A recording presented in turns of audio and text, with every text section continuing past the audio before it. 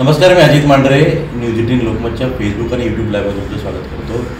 मुळात संपूर्ण मुंबई किंवा MMR हा पट्टा आहे. इव्हन मुंबई आणि ठाण्याच्या बाहेर देखील राज आणि उद्धव म्हणजे ठाकरे बंधू एकत्र येणार, ठाकरे ब्रँड चालणार आणि त्या दृष्टीनं सगळ्या चर्चा सुरू आहेत, भेटीगाठी सुरू आहेत. मुंबई महानगरपालिका विशेष करून या दोन्ही बंधूंनी टार्गेट ठेवली आहे आणि याच पार्श्वभूमीवरती राज्यामध्ये नगर परिषदांच्या निवडणुका सुरू आहेत. मधल्या काळात एक साधारणपणे 4 ते 5 दिवसांपूर्वी किंवा त्या एक आठवडा पकडा, मनसेने जाहीर केले की एकही नगर परिषद निवडणूक आम्ही लढवणार नाही. पण मुंबईजवळच्या ठाण्यामधल्या बदलापूर आणि अंबरनाथमध्ये या ठिकाणी बदलापूर कुळगाव नगर परिषद, अंबरनाथ नगर परिषद अशा निवडणुका लागलेल्या आहेत. अर्ज भरण्याची तारीख आता निघून गेली, अर्ज भरलेले आहेत. छाननी होईल आणि उद्या निश्चित होईल की कोण माघार घेते नाही घेते आणि कोण कुठल्या पदासाठी उमेदवार आहेत. पण हे सगळं होत असताना अंबरनाथमध्ये एक गणित असं घडलं की मनसेच्या 11 पदाधिकारी म्हणजे 11 उमेदवारांनी उभाटाच्या शिवसेना म्हणजे जी मशाले चिन्ह आहे त्या चिन्हावरती त्यांनी तिथे उमेदवारी अर्ज भरलेला आहे आणि तिकडे ते निवडणूक लढवत आहेत. पण त्याच्या बाजूलाच बदलापूर कुळगाव नगर परिषदेमध्ये मात्र एक वेगळंच चित्र आहे आणि इथं तीच पद्धत राबवली गेली होती, तेच मॅसेज देण्यात आले होते. पण इथल्या कोणत्याही मनसैनिकांना मशाल चिन्हावरती फॉर्म भरलेलं नाही किंवा फॉर्मच भरलेलं नाही आहे. नेमकं काय गणित होतं त्यामध्ये? एक नाव महत्त्वाचं होतं ते म्हणजे संगीता चेनवनकर यांच्या हे नाव तर अनेकांनी ऐकलं असेलच. कारण ज्यावेळी बदलापूरची जी घटना घडली होती, अल्पवयीन मुलीवरती अत्याचार झाला होता, त्याला जर वाचा कोणी फोडली असेल, पहिल्यांदा कोणी समोर आणलं असेल तर त्या होत्या संगीता चेनवनकर. आणि या सगळ्याच्यामध्ये हे नाव खूप हायलाईट झालं होतं. आणि मी चुकत नसेल तर मनसे आणि उभाटा या दोघांच्या नगराध्यक्ष पदाच्या उमेदवार तुम्ही होत्या, या त्यांच्या उमेदवार होत्या. पण मग असं काय घडलं की शेवटी मनसेच्या एकाही उमेदवाराला मशाल चिन्हावरती उभं राहता आलं नाही किंवा ते उभे राहिले नाही. बातम्या अशा होत्या की ते शिवबंधन मानणार नाही, आम्ही उभं राहू तर रेल्वे इंजिन चिन्हावर उभं राहू नाही, उभं राहणार नाही. या अनेक प्रश्न किंवा अनेक चर्चा ज्या होत्या त्यावर बोलण्याकरता आपल्यासोबत स्वतः संगीता चेनवनकरजी त्या आता अपक्ष लढत आहेत. ताई, मुळात मी थेट विचारतो की जर वरून आदेश होता की उभाटासोबत जाऊन उभं राहायचं, वाटाघाटी सुरू होत्या, तशी बोलणी झाली होती, मग घोडा अडलं कुठे? आजच्या तारखेला बदलापूर कुळगावमधून एकही मनसेचा उमेदवार निवडणुकीच्या रिंगणात नाही. खरोखर खूप ही दुर्दैवाची गोष्ट आहे. कारण बदलापूर शहरामध्ये जवळपास आत्तापर्यंत जेवढी आंदोलनं झाली होती किंवा शहरातले कुठलेही विषय असतील महत्त्वाचे, लोकांच्या मूलभूत गरजांच्या विषय असतील, त्या विषयांसाठी आम्ही वेळोवेळी रस्त्यावर उतरून आंदोलनं केली होती. त्या लहान मुलींचं चिमुकल्यांचं प्रकरण असेल ते सुद्धा आपल्याकडे आलं होतं, आपण ते हाताळलं. त्यानंतर बदलापूर शहरामध्ये मनसे पक्ष खूप चांगल्या प्रकारे ग्रीप घेत होता. परंतु अचानक ज्यावेळेला ह्या घटना घडायला लागल्या किंवा आम्हाला वरिष्ठांकडनं पण आदेश आलेले होते, त्या आदेशाचं पालन करायचं होतं. 2 भाऊ पूर्ण महाराष्ट्रात मराठी माणसासाठी एकत्र आलेले आहेत. तर बदलापूर शहर हे 4थ्या मुंबईच्या दिशेने वाटचाल करणारं शहर आहे. ठाकरे नावाला मानणारे लोक आहेत. त्या उद्देशाने मी स्वतः थेट नगराध्यक्ष पदासाठी इच्छुक होती. आणि तसा आम्हाला आदेश आल्यानंतर आम्हाला उद्धव बाळासाहेब गटाचे जे लोकल स्थानिक जे पदाधिकारी आहेत, इथे महाविकास आघाडी आहे, तर त्याच्या अंतर्गत त्या लोकांनी जो उमेदवार दिलेला होता आणि मी स्वतः इच्छुक उमेदवार होती, त्यामुळे त्यांनी 2 नावं वरती दिली होती. आणि आदल्या दिवशी रात्री जवळजवळ 8:30 वाजता मला आमच्या वरिष्ठांचे आदेश आले की आपल्याला मशाल चिन्हावरती लढायला लागणार आहे. आम्ही म्हटलं ठीक आहे, आम्हाला हरकत नव्हती. कारण आम्ही राजसाहेबांचे शेवटी सैनिक आहोत. राज आणि उद्धव साहेब जर एकत्र येतात तर ते आमच्यासाठी चांगली गोष्ट होती. आणि बदलापूर शहरातलं एकत्रित वातावरण बघता ही सीट कुठेतरी वन साईड निघाली असते, म्हणजे निघेल अशी अपेक्षा पण आम्हाला होती. त्यामुळे मी आणि आमच्या लोकांनी आम्ही ऑनलाईन जे फॉर्म भरले ते ऑनलाईन फॉर्म आम्ही मशाल चिन्हावरती भरले होते. परंतु अचानक ज्यावेळेला ह्या काही घडामोडी घडल्या आणि सकाळी ज्यावेळेला आम्ही गेलो, कारण आम्ही त्या फॉर्मच्या भरोशावर मी स्वतः अपक्ष फॉर्म भरला नव्हता. सकाळी त्यांच्या कार्यालयामध्ये गेल्यानंतर त्यांचे पदाधिकारी जेव्हा बसले होते त्यावेळेला अटी शर्ती चालू झाल्या आणि ह्या सर्व विषयांमध्ये जवळपास अटी शर्ती म्हणजे काय होत्या? त्यांचं म्हणणं असं होतं, कोणत्या अशा अटी होत्या की ज्या अटी तुम्हाला वाटलं की त्या वेळेला कोणाच्या होत्या किंवा एक खेळी होती त्यांची वाटत? त्यांच्या अटी म्हणजे आदल्याशी ज्या वेळेला बोलणं झालं होतं त्यावेळेला असं काही नव्हतं की तुम्ही प्रवेश करायचा आहे किंवा सदस्य व्हायचं आहे वगैरे, अशा काही अटी नव्हत्या. त्यामुळे आम्ही सुद्धा तयार झालो की जे काय असेल ते आपण नंतर करू म्हणून. त्या भरोशावरती आम्ही अपक्ष फॉर्म कोणीच भरले नव्हते. त्याचं म्हणणं होतं की तुम्ही मनसे पक्ष सोडून उद्धव बाळासाहेब ठाकरे पक्षामध्ये प्रवेश करायचा, शिवबंधन बांधायचं, अधिकृतपणे सदस्यत्व घ्यायचं आणि मगच तुम्हाला नगरसेवकाचा फॉर्म देऊ, त्या अटी होत्या. येस येस, त्यांच्या अटी अशाच होत्या. आणि आमचं म्हणणं माझं तुम्ही या अटी नाकारल्या का? नाकारण्यापेक्षा मी त्यांना स्वतः वैयक्तिक सांगितलं की माझ्याबरोबर माझे वरिष्ठ पदाधिकारी सुद्धा होते त्यांच्या कार्यालयामध्ये. आम्ही त्यांना काय सांगितलं की दुपारचे 2:45 वाजले, 3 वाजेपर्यंतची वेळ शेवटची होती. आता जर तुम्ही ह्या अटी शर्ती करून जर मुद्दाम वेळकाढूपणा करत असाल तर मग मी अपक्ष फॉर्म भरून ठेवते. कारण उद्या जर 3 वाजता जर मी तिथे पोहोचले आणि माझा फॉर्मच जर घेतला गेला नाही तर मग शेवटी उमेदवार डायरेक्ट तिथून बादच होणार होता त्या रेसमधून. म्हणून मग मी जाऊन अपक्ष फॉर्म भरला. मी त्यांना सांगितलं तुमचे ज्या काही अटी शर्ती असतील, तुम्ही जे काही सांगाल ते सर्व आपण मीडियासमोर नंतर करू. ते होणारच होतं कारण आपल्याला समोर जायचंच होतं मीडियाच्या. आम्ही त्या सर्व गोष्टीला तयार होतो. पण त्यांच्या ज्या अटी शर्ती होत्या, तुम्ही आता सभासद व्हा, स्कार्फ गळ्यात घाला, शिवबंधन म्हणून घ्या, म्हटलं हे सर्व आम्ही नंतर करतो. पण ते काय ऐकायला तयार नव्हते. शेवटी आम्ही तिथून उठलो आणि अपक्ष फॉर्म भरले. पण वेळ निघून गेली होती. मी जवळजवळ सगळ्या घटना घडल्या. तुम्ही वरिष्ठांना सांगितलं, तुमचे जिल्हा प्रमुख असतील, मनसे नेते असतील, तुझ्या निवडणुकीचे कोण प्रभारी असतील किंवा ज्यांना जबाबदारी दिली त्यांच्यावर पोहोचवलं की शिवबंधन बांधा, मंगळातून झाला तरच तुम्हाला पुढे फॉर्म दिला जाईल वगैरे, या सगळ्या मी ज्या गोष्टी सांगताय त्या तशा गोष्टी सांगितलं. आम्ही वरिष्ठांच्या संपर्कातच होतो ना. आम्ही फॉर्म भरायला जाईपर्यंत म्हणजे अगदी त्यांच्या कार्यालयात जाईपर्यंत आम्ही संपर्कात होतो. बाबा असं असं आहे. आणि त्यांच्याकडनं पण आम्हाला सांगितलं की तुम्ही जा, तो फॉर्म आधी हातात घ्या आणि सबमिट करून घ्या आणि नंतरच्या सर्व प्रोसिजरला आपल्याला समोर जायचं होतं. पण तिथे गेल्यानंतर जे एकंदरीत वातावरण बघितलं होतं मला कुठेतरी वाटलं, कारण मी पण बरेच वर्ष आपण सर्व इलेक्शन आपण बघतोय, तर कुठेतरी असं वाटलं की आपल्याबरोबर काहीतरी दगाफटका होऊ शकतो. म्हणून मग मी अपक्ष फॉर्म भरला आणि मी जवळपास 2:45 वाजता नगरपालिकेमध्ये पोहोचली. 2:45ला पोहोचल्यानंतर 3ला 10 मिनिटं असताना तो माझा फॉर्म हातात घेतला गेला आणि मग नंतर तो फॉर्म माझा स्वीकारला गेला. शेवटी मग काय झालं तर मला अपक्ष फॉर्म भरावा लागला. ही खूप दुर्दैवाची गोष्ट आहे की एवढं सर्व असताना आज म्हणजे माझ्यासारख्या व्यक्तीला जर अपक्ष फॉर्म भरावा लागत असेल मला पाणी अशा रीतीनं तुम्ही सगळी तयारी केली आणि म्हटलं दगापटका झाला.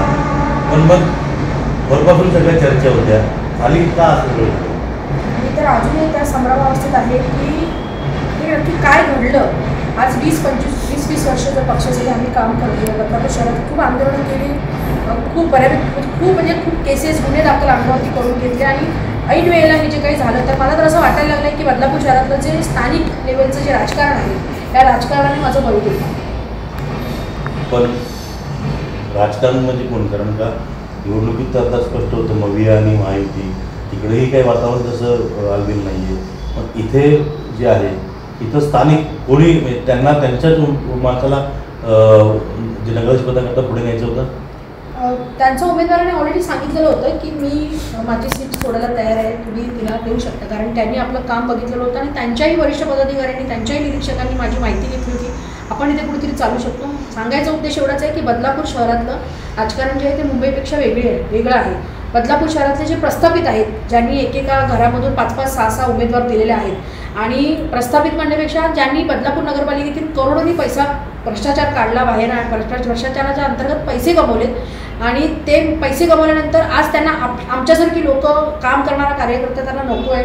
आणि त्यामुळे मला तर असं वाटतं की हे कुठेतरी संगनमताने काहीतरी गणित घडलेलं आहे. भ्रष्टाचाराच्या विरोधात तुम्ही आवाज होता असं तुम्ही म्हणताय. ज्या पक्षासोबत म्हणजे उद्धव बाळासाहेब ठाकरे शिवसेना पक्षासोबत आपण जाणार होतात त्यांचा उमेदवार होता निश्चित नगराध्यक्ष पदाकरता, ते माघार घेणार होते, आपल्याला पुढे देणार होते. मग जे अपोजिट आले म्हणजे आता कोणी असेल, भाजप असेल, शिवसेना असेल किंवा महायुती असेल, त्यांच्या सांगण्यावरून त्यांच्या संगमतावरून कुठेतरी ते हारतील म्हणून उभाटाला सांगून तुम्हाला बाजूला केलं गेलं असं थेट आरोप आहे. असंच म्हणायला हरकत नाही आहे. कारण त्या घडामोडी ज्या पद्धतीने घडल्या म्हणजे आम्ही कार्यालयात येतो आहे आणि त्याच्यानंतर आता आम्हाला एबी फॉर्म मिळणार आहे आणि तो एबी फॉर्म फक्त सबमिटच करायचा होता. तर ते होत असताना जो मधला काळ गेला त्याच्यामध्ये कुठेतरी माझी तरी मुस्कटदाबी झाली असं मला वाटायला लागले. कारण शहरात जे नाव आहे किंवा शहरात जे लोकांचे प्रश्न आहेत त्या प्रश्न हाताळत असताना तुम्ही अपक्ष फॉर्म भरला, तुमच्या वरिष्ठांनी दबावने आणलं की किंवा तुम्ही सपोर्ट करा तिथे? मला तरी अजून काही फोन वगैरे आलेला नाही आहे आणि वरिष्ठांचे आता आदेश आले, कारण उद्याचा दिवस काहीतरी माघार घ्यायचा आहे. त्यामुळे वरिष्ठांचे आदेश, मला तर असं वाटत नाही की माझं काम बघता राजसाहेब असतील किंवा आमचे सन्माननीय नेते अभिनय जाधव असतील हे मला कुठे माघार घ्यायला सांगतील. कारण शेवटी अटीतटीची लढत होणार आणि राजसाहेबांचा चेहरा माझ्यासारख्या व्यक्तीच्या मागे बघतो इकडे. म्हणजे तुमच्याकडे हे सगळे रजिस्टर्ड असे हे सगळे असे इथे सगळे रजिस्टर्ड आहेत. आत्ताचे नाही आहे, 2024 विधानसभा सार्वत्रिक निवडणुकी रजिस्टर्ड आहेत. इथं महिलांसाठी संपर्क कक्ष असावा, महिलांसाठी त्यांनी केलेली इतकी कामं असतील किंवा एक वेगवेगळे व्यंगचित्र जे आहेत, राज ठाकरेंचं व्यंगचित्र, अशा वेगवेगळ्या गोष्टी ज्या आहेत तिथे कागद लावलेले आहेत. आणि मनसेचा बदलापूरचा चेहरा जर कोण असेल तर संगीता चेंबूरकर हे काही कोणापासून लपलेलं नाही किंवा कोणाला माहीत नसावं असा विषय नाही आहे. तर माझा पुन्हा तोच प्रश्न की या सगळ्या गोष्टीमुळे फायदा कोणाला हवा? फायदा बदलापूरचं एकंदरीत स्थानिक लेवलचं इथलं राजकारण बघता या सर्व गोष्टीचा फायदा जो आहे हा शिंदे गटाला होईल. शिंदे गटाला होईल यासाठी की बदलापूर नगरपालिकेत माजी नगराध्यक्ष जे आहेत वामन म्हात्रे, त्यांनी प्रचंड प्रमाणावर भ्रष्टाचार केला. तो भ्रष्टाचार वेळोवेळी मी उघडकीस आणला. त्याच्यानंतर पक्षाच्या मार्फत असेल किंवा माझ्या मार्फत असेल आम्ही अँटी करप्शनपर्यंत चौकशा लावल्या. आणि हे सर्व करत असताना ह्या गोष्टींचा त्यांना कदाचित भीती वाटली असेल की मी पुढे जाईन किंवा आपली सीट धोक्यात येईल. त्यामुळे हे संगनमताने झालेलं गणित आहे. म्हणजे जिथं राज ठाकरे उद्धव ठाकरे एकत्र येऊन मुंबई महानगरपालिका इतरत्र एकत्र येऊन सत्तेवर बसण्याची स्वप्न पाहत आहेत, तिथे मात्र इथं सत्ताधाऱ्यांनीच तुमचे जे जवळीक आलेले उद्धव बाळासाहेब ठाकरे शिवसेना पक्षाचे त्यांना जवळ करून तुम्हाला बांधलं केलं. म्हणजे भ्रष्टाचाराला साथ दिली त्यांनी, असं तुमचं म्हणणं आहे? भ्रष्टाचाराला साथ दिली म्हणण्यापेक्षा त्यांनी इथलं जे राजकारणी जसं मगाशी म्हणाले की बाहेरून आलेले लोक जे आहोत आम्ही, आता मी स्वतःसुद्धा बाहेरून आलेली आहे, बरीच वर्ष इथे राहते बदलापूरमध्ये, पण शेवटी स्थानिकांचं आणि गाववाल्यांचं जे राजकारण आहे त्याला माझा बळी दिला. कारण एवढी वर्ष काम केल्यानंतर आजही माझा राजसाहेबांवरती विश्वास आहे, कुठेतरी चमत्कार होईल, काहीतरी घडामोडी उद्यापर्यंत घडतील आणि वरतून आदेश येतील. पण माघार घेण्यासाठी काय काय चमत्कार तुम्हाला काय होतं? काय घडेल चमत्कार? इथं तुम्हाला माघार घ्यायला होती कारण तुम्ही अपक्ष आहे, दुसरं काय तुम्हाला ऑप्शन वाटतं? माघार मला वाटत नाही राजसाहेब मला घ्यायला लागतील. कारण माझा आलाच दबाव आलाच किंवा कोणाला माघार घ्या तर मग मी विचार करेन. कारण मी शेवटी राजसाहेबांनी सांगितलं उमेदवारी भरायची, आपल्याला अर्ज भरायचा आहे आणि मशाल चिन्हावरती लढायचं होतं. हे तिकडून आलेले आदेश होते आणि त्या आदेशाचं पालन करून आम्ही फॉर्म भरलेला होता. इथलं जी सूत्र फिरली ती सूत्र मी आत्ता म्हणाल्याप्रमाणेच काहीतरी स्थानिक लेवलचं राजकारण झालं आणि त्याच्यामध्ये मी कुठेतरी माझी सीट लागेल, त्यांना कुठेतरी प्रॉब्लेम होईल पुढे जाऊन भविष्यात. शेवटी कसं आहे, थेट नगराध्यक्ष. पण तुम्हाला वाटतं तुम्हाला अपेक्षा आहे की अपक्ष म्हणून तुम्ही लढताय की तुम्ही मात देऊ शकाल, निवडून येऊ शकाल? अर्थात की तुम्ही आता उमेदवार त्यामुळे तुम्ही म्हणणारच की मी निवडून येऊ, पण एक आतून मनातून मला गॅरंटी आहे. कारण बदलापूर शहरामध्ये पर्याय नाही आहे लोकांना. एक BJP असेल, शिंदे गटाचे आता शिवसेनेची शिंदे गटांची सेना आहे, लोक कंटाळले आहेत त्यांना. मूलभूत गरजा ज्या आहेत, म्हणजे तुम्हाला तुमच्या माध्यमातूनच बघत असतो आम्ही बदलापूर शहरामध्ये बऱ्याच प्रमाणामध्ये ट्रेनचे विषय म्हणजे लोकलचे विषय असतील, पाणी समस्या आहे, मूलभूत गरजा म्हणजे नगरसेवक, न म्हणजे नाले, ग म्हणजे गटार आणि र म्हणजे रस्ते, ह्याच मूलभूत गरजा ज्या आहेत ना त्याच लोकांना मिळालेल्या नाही आहेत. बदलापूर शहरात मी आत्ता स्वतः ज्या ठिकाणी भ्रष्टाचार झालेला आहे त्या ठिकाणी मी स्वतः लाईव्ह उभी राहून माझ्याकडे ठराव आहे. मी प्रचंड प्रमाणावर RTI टाकले होते आणि त्या RTIमधून माहिती मिळवली. त्यामुळे ह्या सर्व गोष्टींची त्यांना भीती आहे की ही जर लढली, कारण मी ज्यावेळेला त्या मुलींचं चिमुकल्यांचं प्रकरण झाल्यानंतर सन्माननीय राजसाहेबांनी मला आमदारकीची उमेदवारी दिली, त्यावेळेला बदलापूर शहरातून जवळपास 6,500-7,000 मतं माझी आहेत. पण त्या मतदारांसाठी तरी मला उभं राहावं लागेल. नाहीतर उद्या आम्ही लोकांसमोर काय जाणार?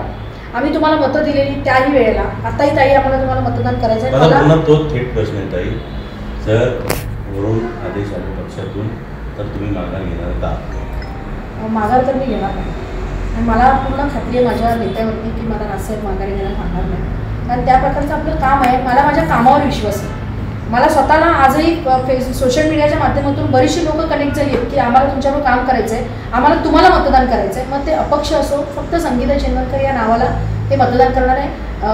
मला माहिती आहे की लोक इंजिन निशाणी शोधतील, पण त्याचबरोबर राजसाहेब मनसे पक्ष बदलापूर शहर म्हणजे संगीता चेंबूरकर हे जे गणित झालेलं आहे हे मी नाही बोलत, हे लोक बोलत आहेत. त्यामुळे मला त्या लोकांसाठी तरी उभं राहावं लागेल. लोकांना पण मी आव्हान करणार आहे की तुम्ही मशीन जी आहे त्या मशीनवरती मला शोधा. कारण शेवटी मी जाणार कुठे? राजसाहेबांकडेच. आणि मी जरी अपक्ष निवडून आली तरी मी राजसाहेबांकडे जाणार आहे. मला साहेब स्वीकारणारच आहेत किंवा नाही जरी निवडून आली तरी सुद्धा मी माझा पक्ष सोडणार नाही आहे. आणि माझी अट एक शिवबंधन बांधण्याचा विषय होता, तुझ्या चर्चेला विषय होता की मी शिवबंधन बांधणार नाही, मी मशाल चिन्हावर लढणार नाही, लढेन तर रेल्वे इंजिनावर लढेन, तो विषय राहतो. तो ॲक्च्युली विषय ना चुकीच्या पद्धतीने गेला पुढे समोर. माझं म्हणणं एवढं होतं की ज्या काही तुमच्या प्रोसेस आहेत म्हणजे तुम्ही आजही त्यांना विचारून घेऊ शकता, त्यांच्या पदाधिकाऱ्यांना ज्या काही प्रोसेस आहेत त्या सगळ्या प्रोसेस आपण करू. म्हणून तर आम्ही रात्री एबी फॉर्म मिळायच्या आधी जो फॉर्म होता ऑनलाईन सबमिट करायचा होता तो फॉर्म मी मशाल चिन्हावरच भरला होता आणि मशाल चिन्हाचीच प्रिंट घेऊन मी ॲफिडेविट जे होतं जे घेऊन मी त्यांच्याकडे गेली होती. फक्त विषय तिथे एबी फॉर्मचा झाला आणि ते जी सूत्र फिरली ना ती इथल्या स्थानिक राजकारण्यांनी फिरवली. या होत्या संगीता चेनवनकर.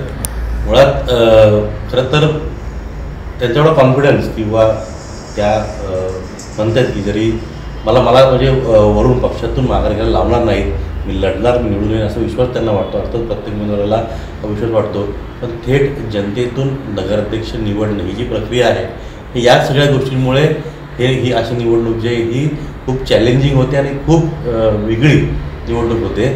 अर्थात ज्या पद्धतीनं इथलं राजकारण झालेलं आहे, एकीकडे बाजूलाच मगाशी म्हटल्याप्रमाणे की अंबरनाथ नगर परिषदेमध्ये मनसेचे 11 उमेदवार उभाटाच्या जे मशाल चिन्हाच्याच उभे आहेत आणि इथं एकही उमेदवार उभा नाही आहे.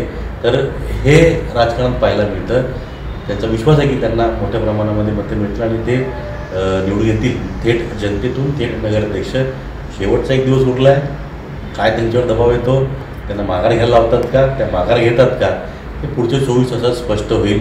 पण तुर्तास तरी जे चित्र राज ठाकरे उद्धव ठाकरे यांना पाहिजे ते चित्र अंबरनाथमध्ये जरी घडलं असलं तरी ते बदलापूरमध्ये मात्र घडलेलं नाही आहे. आणि कुठेतरी हे सगळं गणित प्रत्येक निवडणुकीमध्ये या दोन्ही भावांना पाहायला लागणार किंवा दोन्ही भावांना हे ज्या गोष्टीला सामोरं जावं लागणार हे यातून स्पष्ट होतं आहे. अजित पांढरे, न्यूज 18 लोकमत, बदलापूर.